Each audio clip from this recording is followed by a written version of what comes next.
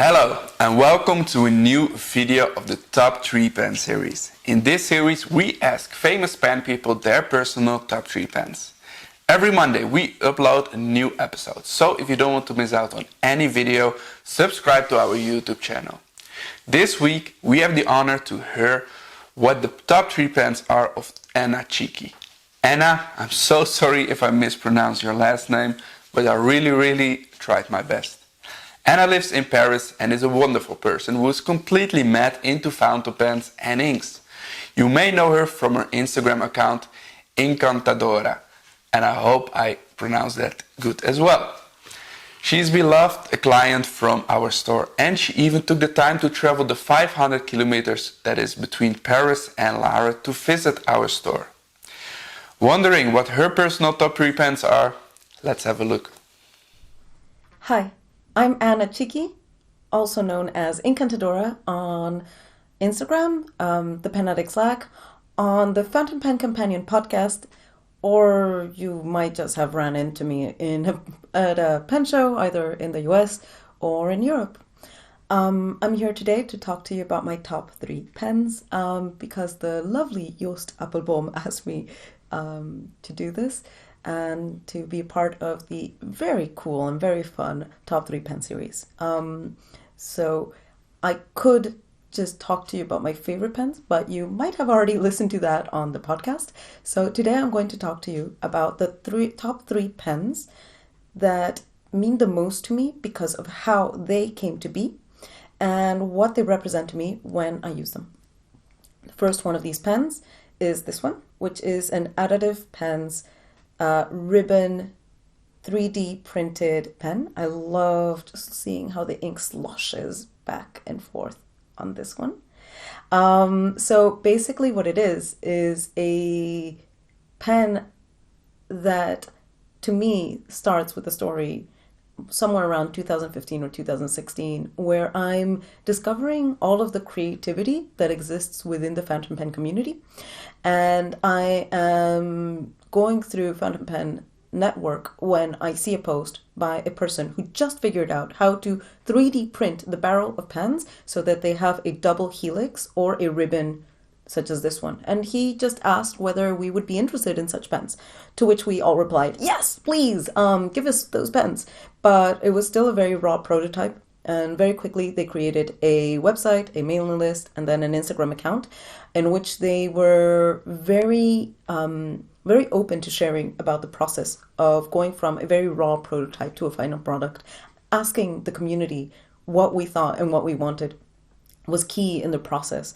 And to me, it was very meaningful because I spent so much time exchanging with Jerry Tiong, who's one of the founders of the company. And around 2018, early 2018, the pen is at that point where it's just irresistible. So I order it, and whilst I'm waiting to get it, I go to the DC Pen Show where I met Jerry. He was the first person I met. He was super young, super cool, and hearing him talk about the pens just made it even more special. It was really fascinating, and it told me a lot about the mindset that comes with creating something like this. And on the next day, on Friday morning, I start the show by running to meet Ralph Reyes of the Regalia Writing Labs. And he has these insane nibs, the sequel, the trilogy, the crossflex. So I'm trying all his nibs, and suddenly he hands me this nib, which is a soft stub. And so what's amazing about this nib is that it's a stub nib, which is the kind of nib I usually use, but to which he added flex, and it's super duper juicy, and just writing with it is such a pleasure. And I noticed that Ralph has a lot of these additive pens with his nibs, which are perfect because the flow just makes the nib just extra juicy because it just works perfect together. So when I got the pen, I put the nib with it, and I've been writing with them together ever since because they remind me of the creativity that we have in the community. And it reminds me of that saying that has always been at the back of all my projects and everything I've done since I started working, which is they didn't know it was impossible, so they did it anyways.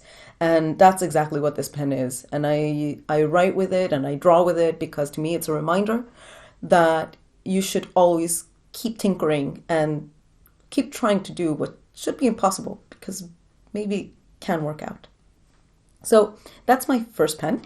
My second pen looks pretty much just as kooky as the first one. This pen, though, is a story that started in very early 2019.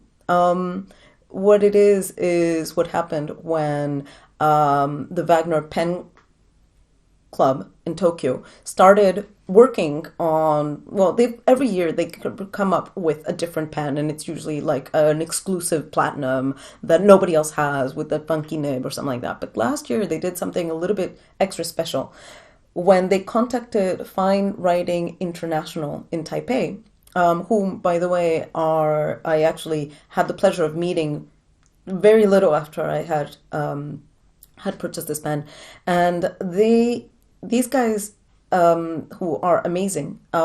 They specialize in one-off, unique, artisanal pens, but they also are internationally known for brass pens such as this one.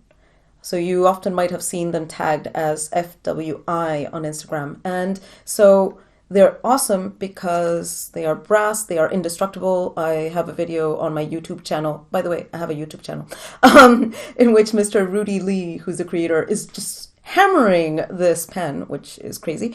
And I love them because I have very tiny hands, so heaven pens are usually a no-go. But these are so well balanced because the section and the finial are brass, but not the body. And so they send 100 of these sleek brass pens from Taipei to Tokyo. They give them to Eric of the Deco Kakuno fame to create these little goldfish and set up this aquarium at the bottom of the pen. And whilst they are creating this, the person who I know as Gold Couch on Instagram, who is the organizer of the Wagner Pen Club, is making sure that these 18K Jovo nibs are stamped with a goldfish. And that the nibs are tuned to be absolutely perfect or modified. So this is actually an italic 1.1 nib, not just a sub. And it writes amazingly. And this pen only exists because these people got together and collaborated to make this unique unicorn of a pen. And the reason why I have it is because, to add to this collaboration, my friend Jacob, who you might know as Fude Fan on the internet, helped me purchase this pen and sent it to me from Japan to France. And I love it because it's a symbol of collaboration, of what people can do when they want to work together. And when I'm going to one of those tricky meetings where I know people might not, agree or be aligned from the get-go, I take it because it makes me happy. So it puts me in a good mood. It's simply because it's super cute and it writes super well. But also it reminds me that people can work together. And so it's an instant motivation to make things work. The final of these pens is this one, which is probably the most personal and meaningful of the three for me. For those of you who have not met me yet in person, basically I was not born French. I have been living in Paris since 2005. I've been living in France since 2002. But I only asked for the French nationality in 2016 or 17 and got it in February 2018. The reason why it took so long was because I was born in Venezuela but grew up traveling internationally. And my nationality is a little bit of a weird thing because I don't feel like an average Venezuelan. And so for me, it was really important to only ask for the French nationality when I really, really felt French and identified with the culture and all of the aspects that this society being a part of this country means. So when I get to this point, and I actually have the nationality, my husband lovingly asks me, what do I want to have as a gift to celebrate this event? And some of you might know that I talk very often about a pen that I call the glitter pen, which was made by Chet Herbert. And this is my favorite pen in terms of use. It's the one I use the most. And I know that Chet Herbert, who's also, an amazing person and who I talk to frequently, especially at this point, is specializing in making these ribbons that are basically this top secret paper, I still don't know what it is, that he dyes with fountain pen ink. And I asked him to make this this material with blue and red ribbons, to which he added little flecks of gold. I don't know if you can see that, but basically the material in itself represents the French flag because it's bleu, blanc, rouge, or blue, white, or in this case clear, and red. And he also makes these pens in hexagonal shape, which I love because then they don't roll and it's comfortable in the hand. But it's also a symbol of France because France is a hexagon. So we often say l'hexagone to talk about France. And so together this makes this pen, which I call l'hexagone.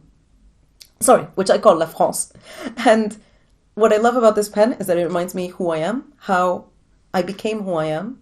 It reminds me of the love of my husband. It reminds me of the creativity and the artistry of my friend Chet.